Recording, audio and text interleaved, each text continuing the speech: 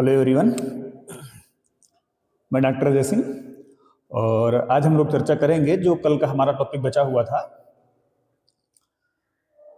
शारीरिक विकास के बारे में।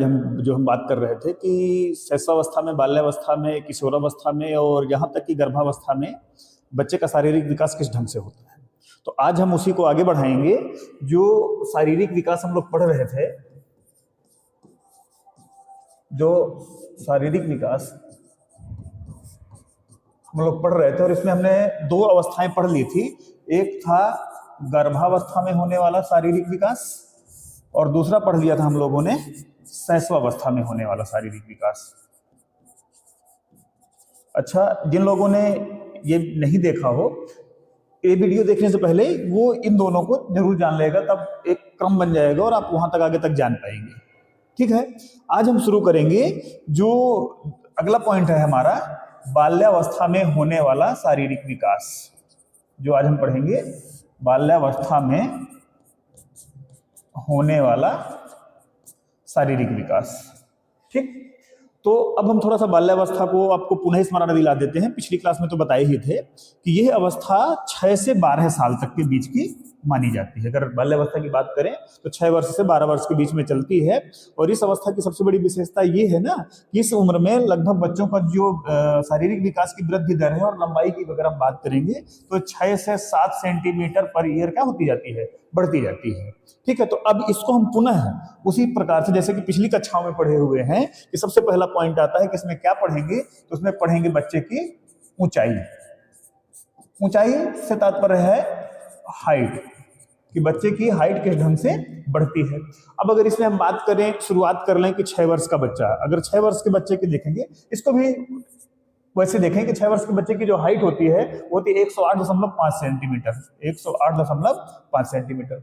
वहीं अगर बालिका की बात करेंगे, बॉयज और गर्ल्स, अगर बालिका की बात करेंगे तो 107.4 सेंटीमीटर। लेकिन यहां पर तभी हम देख रहे हैं 6 साल में दोनों बाल्यावस्था में प्रवेश किए हैं। लेकिन इसी में चलते चलते एक अवस्था ऐसी आएगी जिसमें बालिका बालक को क्रॉस करके, उससे लंबाई में हो, वजन में हो, दोनों में बाल्यावस्था में ही क्रॉस कर जाती है। वो वर्ष होता है 10वें, लगभग 10वें साल में बालिका का वजन बालक के वजन से क्या होता है, ज्यादा हो जाता है। बालिका की लंबाई बालक की लंबाई से क्या होती है, ज्यादा हो जाती है। लेकिन पुनः जब यही किशोरावस्था में प्रवेश करते हैं तो बालिका की लंबाई बालक की वजह से क्या होती है, कम हो जाती है और बालिका का वजन भी कम हो जाता है। ये आपको ध्यान रखना होगा। लेकिन अगर हम संपूर्ण तीनों विकासों में देखेंगे तो देखेंगे कि शैशवावस्था में बालक या बालिका का विकास बहुत तीव्र गति से होता है। उसमें बालिका पीछे रहती है, बालक आगे रहता है। बाल्यावस्था में दोनों का विकास में स्थिरता आती है, चाहे वृद्धि का ऊंचाई हो चाहे भार हो, जो भी हम पॉइंट्स पढ़ेंगे। लेकिन उसमें देखेंगे कि जो बालिका होती है वो बालक को क्रॉस करके आगे बढ़ जाती है। अगर बालिका के विकास की बात करेंगे, बालक के विकास के दर में, तो बाल्यावस्था में बालिका का विकास तेजी से होता है बालक की अपेक्षा। लेकिन वही जब किशोरावस्था आती है तो बालक का विकास पुनः तेजी से होता है और बालिका का विकास धीमे से धीमा हो जाता है। लेकिन आपको ध्यान रखना होगा कि तीनों अवस्थाओं में से अगर संपूर्ण चीजों को देखेंगे तो शैशवावस्था में विकास तेजी से होता है, बाल्यावस्था में धीमा होता है, किशोरावस्था में पुनः तेजी से होता है। ठीक है, तो इसी में से हम बात करें 6 वर्ष का देख लें, ये दोनों का देखें। फिर एक 10 साल में पहुंचते पहुंचते जो बालक है और जो बालिका है उसको देख लेते हैं। और 10 साल के बाद ना, जहां से बाल्यावस्था खत्म हो रही होती है 12 साल, इन तीन चीजों को हमें देखना होगा। तो 10 साल में जब बालक पहुंचता है तो उसकी लंबाई हो जाती है 128.4 सेंटीमीटर। और वहीं अगर बालिका की बात आती है तो वो हो जाती है 128.4। दोनों यहां पर क्या होते हैं, इक्वल हो जाते हैं। अभी तक यहां तक देखेंगे हम कि लड़कियां क्या चल रही थी, लंबाई में पीछे चल रही थी। लेकिन यही जब 12 वर्ष की बात आती है तो लड़का 138 सेंटीमीटर रहता है। और वहीं पर लड़की की बात करेंगे हम तो 139.2, 139.2 सेंटीमीटर। यहां पर बालिका की लंबाई क्या होती है, बढ़ जाती है, जहां तक कि आप देख पा रहे होंगे। इसी में अगर अगली बात हम करें भार की, भार क्या बोलेंगे, वेट। ठीक, भार। अब यहां पर हम देख पाएंगे कि जिस ढंग से बालिका की लंबाई बालक की लंबाई को क्रॉस करके आगे बढ़ रही है, उसी में देखेंगे कि बालिका का वजन भी बालक के वजन को क्रॉस करके आगे बढ़ता है। इसमें इसको भी हम देखें भार को, तो वो भी देख लें कि 6 साल में क्या होता है, और 10 साल में क्या होता है और 12 साल में क्या हो जाता है। ठीक, और ये कॉलम बना करके एक तरफ हो जाएगा गर्ल्स बॉयज और एक तरफ हो जाएगा गर्ल्स। अब अगर 6 साल में बॉय की बात करें तो ये 16.3 kg होता है, और यहीं पर लड़की क्या होती है 16 किलो की होती है। ये जब 10 साल तक पहुंचते पहुंचते जो बॉय है उसका वजन हो जाता है, लड़का है जो उसका वजन हो जाता है 23.5 kg, और वही जो लड़की होती है वो 23.6 kg। यहां पर 10 साल तक लड़की आते आते क्या करती है कि लड़के के वजन को डिफीट कर जाती है। 12 साल तक पहुंचते पहुंचते जो लड़का है उसका वजन हो जाता है 28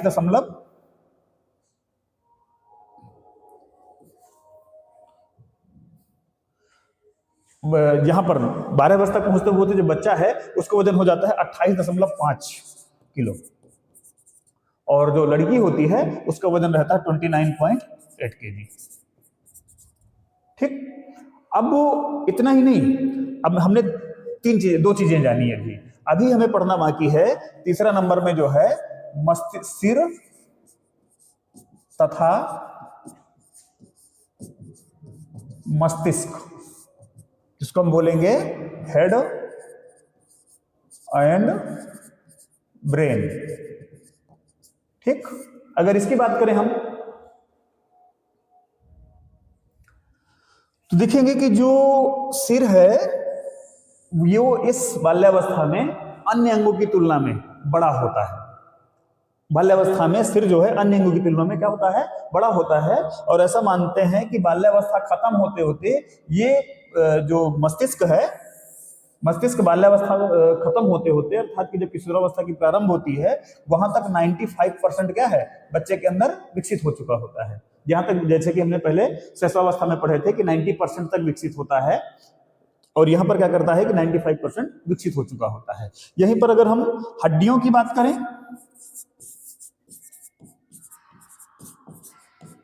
हड्डियां बोन्स की बात करें, शैशवावस्था में हमने देखा था कि जो हड्डियां थी 270 थी, लेकिन बाल्यावस्था में हड्डियों की संख्या 300 से लेकर के 350 तक देखने को मिलती हैं। और ऐसा माना जाता है कि जो हड्डियां हैं वो दृढ़ तो होती हैं, मजबूत होती जाती हैं, लेकिन कुछ झिल्लियां अपना आकार बदल करके संख्याओं में बढ़ जाती है, जिससे माना जाता है कि उसमें हड्डियों की संख्या क्या करती है बढ़ जाती है। इस उम्र में हड्डियों में मजबूती आती है, लेकिन झिल्लियां बढ़ने के कारण हड्डियों की संख्या क्या मानते हैं कि बढ़ती जा रही है। ठीक है, वहीं अगर हम अगला पॉइंट जो पांचवा पॉइंट है दांत,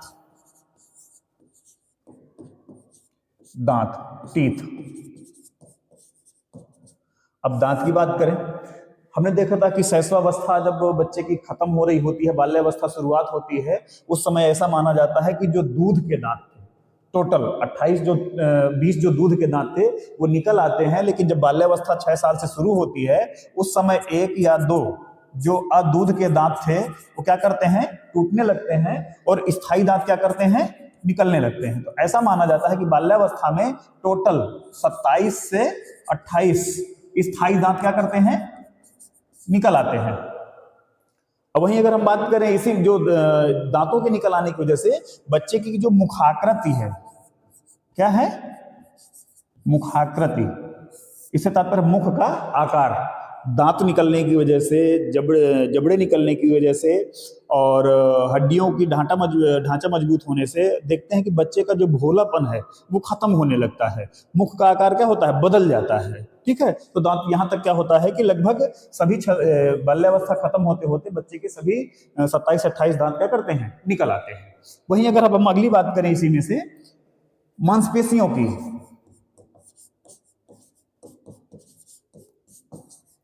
मांसपेशियां मसल्स जिसको बोलेंगे। ठीक है, अगर इसमें मसल्स की बात करें तो जो बच्चे का संपूर्ण वजन होता है बाल्यावस्था खत्म होते होते, तो उस वजन का 33% हिस्सा कितना 30 है मसल्स का होता है।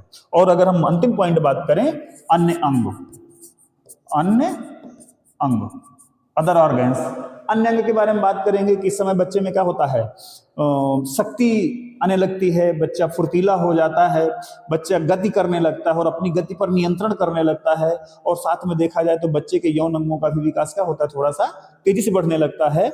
और देखें कि जो बच्चे की हृदय की गति है वो यहाँ पर कंट्रोल होकर के जो हार्ट बीट है वो 85 तक पहुंच जाती है प्रति मिनट, 85 बार। ठीक है, अब ये तो था बाल्यावस्था में होने वाला बच्चे का शारीरिक विकास। इसी को कंटिन्यू करते हुए हम लोग आगे पढ़ लें।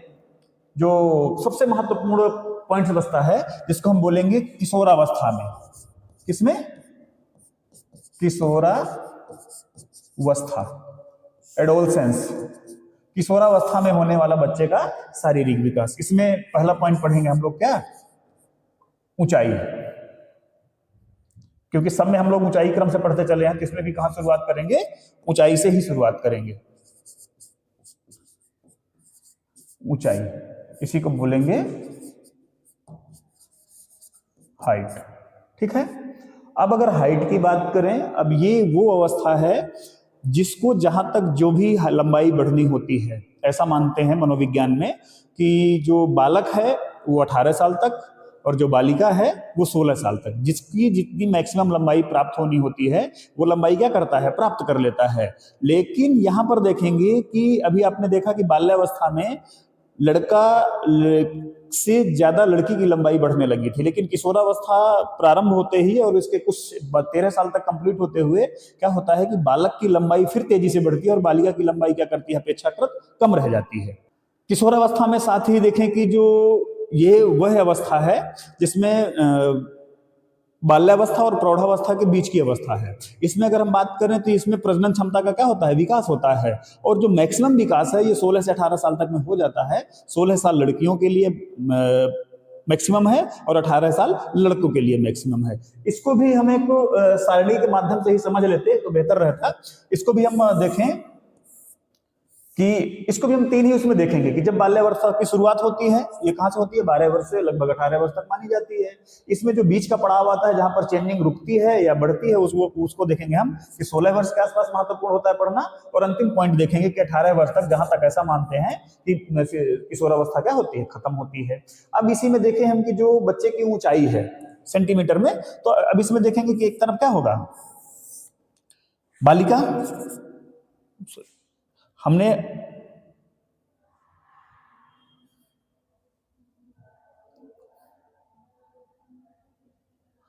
एक तरफ हो जाएगा बॉयज और दूसरी तरफ हो जाएगा गर्ल्स। अब अगर हम 12 साल में देखें कि जो बच्चे की ऊंचाई थी सेंटीमीटर में, आपने देखा भी कि इसमें लड़के की ऊंचाई कम है और लड़के की ऊंचाई क्या है? ज्यादा है। ये था। यहां पर देखें हम कि बालक की ऊंचाई 138.3 और गर्ल्स की 139.2, ये ज्यादा थी। लेकिन ये जब बच्चा 16 साल तक पहुंचता है तो वहां पर इसकी ऊंचाई पुनः क्या होती है? बढ़ जाती है और ये कितना हो जाता है? 159 पॉइंट जो है 5 और ये 151.0 रह जाती है। मतलब फिर 16 साल तक आते आते क्या होता है? बच्चे की ऊंचाई तेजी से बढ़ जाती है और बालिका की ऊंचाई कम रह जाती है। और यही 18 साल तक पहुंचते पहुंचते ऐसा माना जाता है कि जो बच्ची बालिका की लंबाई बढ़नी होती है मैक्सिमम 16 साल तक में क्या होता है? बढ़ चुकी होती है।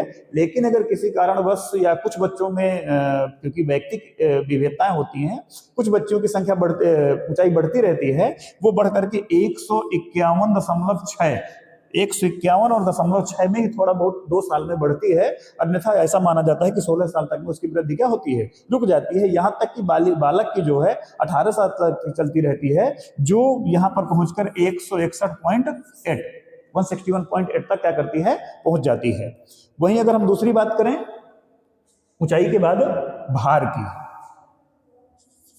भार, वेट, तो अब इसको भार पर देखें, अगर सारणी बना ले,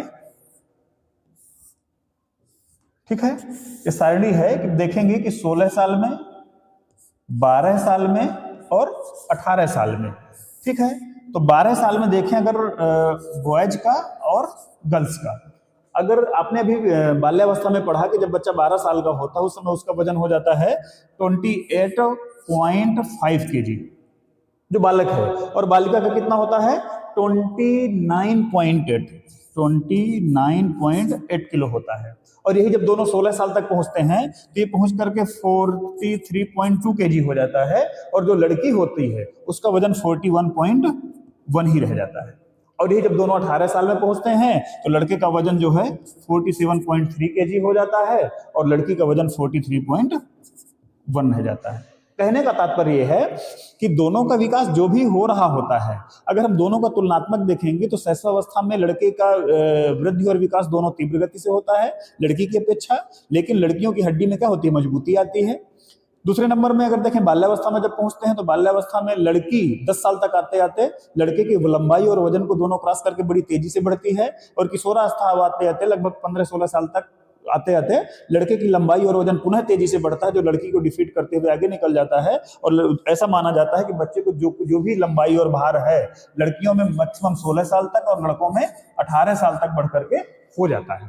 ठीक है, अब इतना पढ़ने के बाद हम फिर इसमें भी देखेंगे कि जो सिर है, सिर एंड जो मस्तिष्क है,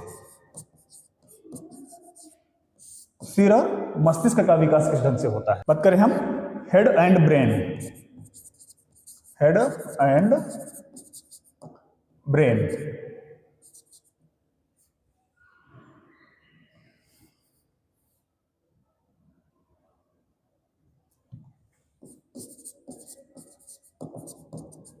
ठीक, अब इस समय देखा जाए तो किशोरावस्था का अंत आते आते जो बाल्यावस्था में बच्चे का मस्तिष्क हुआ था बाल्यावस्था में होता है, उस समय बच्चे का जो वजन होता है वह 1250 ग्राम होता है। ऐसा माना जाता है कि यहाँ तक क्या बाल्यावस्था खत्म होते होते 1250 ग्राम तक हो जाता है, अर्थात माने कि यहीं से क्या होती है, किशोरावस्था की शुरुआत हो जाती है। लेकिन जो ही किशोरावस्था खत्म होती है तो ऐसा माना जाता है कि यह 1400 ग्राम तक क्या होता है, बढ़ करके हो जाता है। अर्थात जो भी व्यक्ति में मैच्योरिटी परिपक्वता आनी होती है 18 साल तक कंप्लीट होते होते क्या है, आ चुकी होती है। यहीं पर अगर हम हड्डियों की बात करें, हड्डियों की बात करें, बोन्स की बात करें, तो अभी आपने देखा कि शैशवावस्था में 270 हड्डियां, बाल्यावस्था में 270 से बढ़कर के 350 या 300 हड्डियां।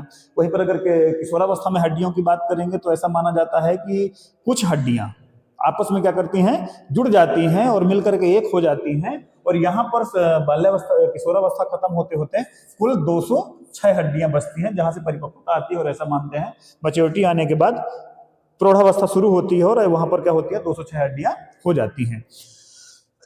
यहीं अगर हम लोग दांत की बात करें, टीथ की बात करें, तो जो दांत हैं, जब बच्चा किशोरावस्था शुरुआत करता है तो उसके पास 27 से 28 क्या होते हैं, स्थायी दांत होते हैं। लेकिन जो 4 शेष दांत बचते हैं, 4 शेष दांत, उनका क्या नाम है, उनको बोलते हैं प्रज्ञा दंत। प्रज्ञा दंत, हम लोग कहावत में बोलते भी हैं अकल दाढ़। ये जो अकल दाढ़ है उसको हम लोग क्या बोलते हैं, प्रज्ञा दंत बोलते हैं। और जो 4 शेष दांत होते हैं ना, तो ऐसा मानते हैं कि जो किशोरावस्था खत्म हो रही होती है, अर्थात जो 18 वर्ष होती है, उस समय तक लग निकलते हैं। लेकिन ये जरूरी नहीं कि सबके साथ 18 वर्ष में ही क्या करें, निकल आए। ये क्या करते हैं कि कुछ के प्रौढ़ावस्था और काफी देर बाद भी निकलते हैं। जरूरी नहीं है कि 18 वर्ष खत्म होते हुए जो है ये चारों प्रज्ञा दंत क्या करें, निकल आए। वहीं पर अगर हम मांसपेशियों की बात करें, मांसपेशियां,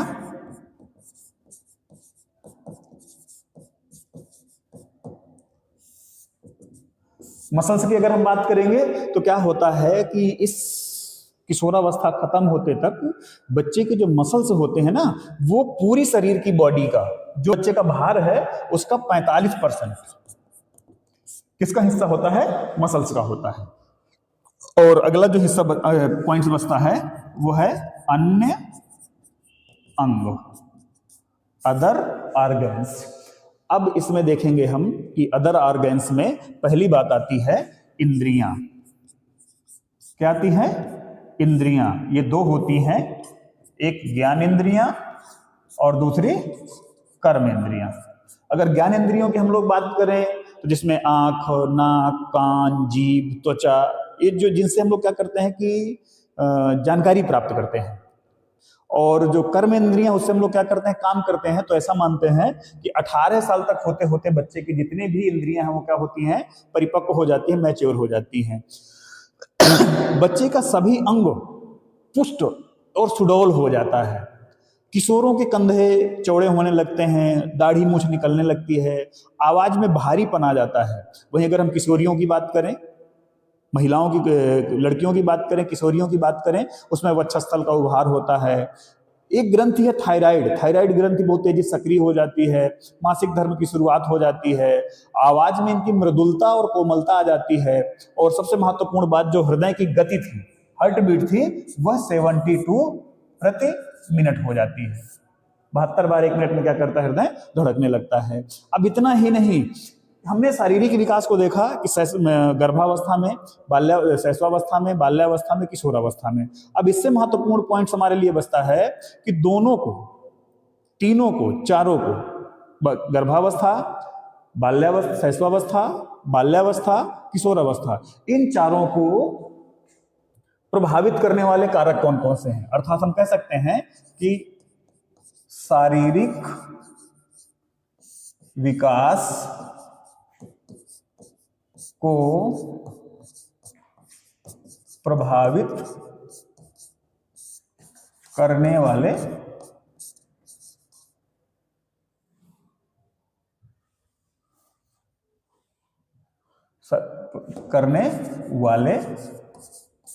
कारक। ठीक, अब हम यहां पर बात करेंगे हम फैक्टर, कौन कौन से ऐसे कारक हैं जो प्रभावित करने वाले कारक हैं। इनमें से अगर हम पहला नाम लेंगे, उसको, वो जन्मजात है, उसको हम बोलेंगे वंशानुक्रम। क्या बोलेंगे, वंशानुक्रम, जिसको हम लोग हेरिडिटी बोलते हैं इंग्लिश में। वंशानुक्रम से तात्पर्य है कि जो हमें पूर्वजों से प्राप्त होता है। अब ये कैसे प्रभावित करता है कि जैसा हमारे पूर्वज माता और पिता से ही नहीं, मनोविज्ञान में तो भी देखने को मिलता है कि 21 पीढ़ियों तक ये विकास चलता है, या ये लक्षण 21 पीढ़ियों तक दिखाई देते हैं। तो उसे बात करेंगे कि जो पूर्वजों का स्वास्थ्य था उसके लक्षण दिखाई देने लगते हैं, उनकी शारीरिक संरचना, शारीरिक ढांचा वो भी दिखाई देने लगता है, शारीरिक दोष भी दिखाई देते हैं, यहाँ तक कि शारीरिक रोग भी बच्चों को क्या करते हैं, मिलने लगते हैं। वही दूसरा पॉइंट बात करें अगर हम लोग वातावरण, इन्वायरमेंट की अगर हम बात करेंगे, तो दूसरा प्रभावित करने वाला सबसे ज्यादा वो क्या है, वातावरण से तात्पर्य क्या है, शुद्ध वायु, पर्याप्त प्रकाश, बच्चे के उत्तम विकास के लिए आवश्यक है। अगर आप लोग देखते भी होंगे कि जो लोग एक कमरे में बंद रहने वाले होते हैं, इंडोर गेम खेलने वाले होते हैं, सकरी गली में रहने वाले लोग होते हैं, तो उनका स्वभाव अक्सर क्या होता है, चिड़चिड़ा होता है। आगे अगर हम लोग इसी में तीसरी बात करें, भोजन, फूड। अब ध्यान देना थोड़ा सा, पौष्टिक भोजन, संतुलित आहार। अगर बच्चे को भोजन भी देना है तो वो भोजन देना है पौष्टिक देना, ये नहीं कि भूसे की तरह खाए जाओ। वो चीजें देना है कि कम खाओ और ज्यादा लाभकारी हो, और संतुलित देना है, ये भी नहीं कि ज्यादा जल्दी ग्रोथ कर दे और ज्यादा उसको क्या करो, ज्यादा मात्रा में देते रहो। पौष्टिक दो और संतुलित दो। चौथी बात करें हम, परिवार की स्थिति,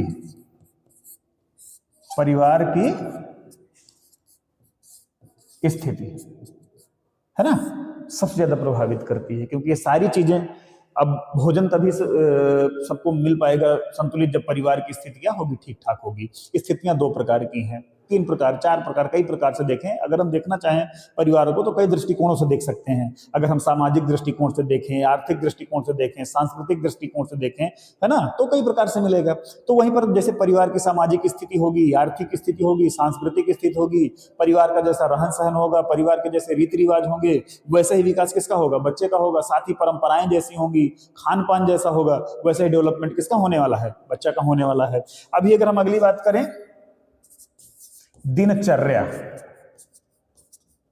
रूटीन जिसको बोलते हैं। दिनचर्या से तात्पर्य क्या है कि बच्चा सुबह से शाम तक लेकर के क्या कार्य करता है, उसको कैसी आदतें हैं, नहाना, खाना, खेलना, पढ़ना, सोना, ये सब सारी चीजें क्या करती हैं, बच्चे के शारीरिक विकास को प्रभावित करती हैं। अर्थात सब कुछ समय से होना चाहिए और संतुलित मात्रा में होना चाहिए। ठीक है। और अगला हम बात करें जो बहुत जरूरी है, वो है विश्राम और निद्रा। एक बच्चे के विकास में निद्रा बहुत मायने रखती है, विश्राम बहुत मायने रखती है। अगर बच्चे को थकान होगी तो किसी भी कार्य को सीख नहीं पाएगा या अन्य कार्य करने में मन नहीं लगेगा, बच्चा अगर थकावट महसूस कर रहा है। वहीं अगर हम बात करेंगे इसी में कि बच्चे कितने घंटे सोता है, तो अगर शैशवावस्था में बात करेंगे तो देखते होंगे कि लगभग बच्चा सो ही रहा होता है। जब 3-4 साल का बच्चा होता है तो लगभग 12 घंटे सोने लगता है। वही जब बच्चा बाल्यावस्था में आता है तो वो 10 से लगभग 10 घंटा सोने लगता है, और जब किशोरावस्था में आता है तो लगभग 8 घंटे की नींद उसके लिए क्या होती है, उपयुक्त होती है और पर्याप्त भी होती है। 8 घंटे एक सामान्य व्यक्ति के लिए नींद के लिए 6 से 8 घंटा पर्याप्त होती है। वहीं अगर अंतिम हम बात करें, अंतिम या सेकंड लास्ट बात करें हम, खेल तथा व्यायाम, कौन सी बात करेंगे, खेल और व्यायाम। अब देखते हैं कि अगर हमें शारीरिक विकास करना है, फुर्तीला बनना है, तो हमें इंडोर से आउटडोर की तरफ निकलना पड़ेगा, व्यायाम करना पड़ेगा, अपनी शारीरिक मांसपेशियों को मजबूत करना पड़ेगा, और हमें इसके लिए क्या करना पड़ेगा कि फील्ड पर उतरना पड़ेगा, व्यायाम करना पड़ेगा, तरह तरह के खेल करने पड़ेंगे जिसमें भागना है, दौड़ना है, कूदना है, ये आपको करना पड़ेगा। और जो अंतिम पॉइंट बचता है 8वां, वो है प्रेम और सहानुभूति। अगर आपने बात करें हम कि जब अभी हम लोग किशोरावस्था के लक्षण देख रहे थे तो उसमें देखे कि बच्चा इस समय क्या है कि अट्रैक्शन का भूखा होता है, कि लोगों में अपनी पहचान बना सके, मैं कौन हूँ लोग जान सकें उसके बारे में। और इतना ही नहीं, साथ में देखते होंगे कि विद्रोही स्वभाव का भी होता है। विद्रोही स्वभाव सब मनोवैज्ञानिकों ने तरह तरह के नाम भी दिए हैं, तनाव, तूफान, झंझावत, ये अवस्थाओं के नाम दिए हैं। तो अर्थात इन बच्चों के साथ हमें कैसा व्यवहार करना है, तो प्रेम पूर्वक और सिंपैथी के साथ इनको समझना है कि ये क्या हो गए हैं, वयस्क व्यक्ति हो गए हैं, तब ये क्या करेंगे, आपकी सुनने लगेंगे। ठीक है, अब हम देखें कि जो हमारी अगली क्लास नेक्स्ट होगी वो होगी इन्हीं शैशवावस्था, बाल्यावस्था, किशोरावस्था में होने वाला बच्चे का मानसिक विकास। जो हमारी अगली क्लास होगी वो होगी मानसिक विकास की।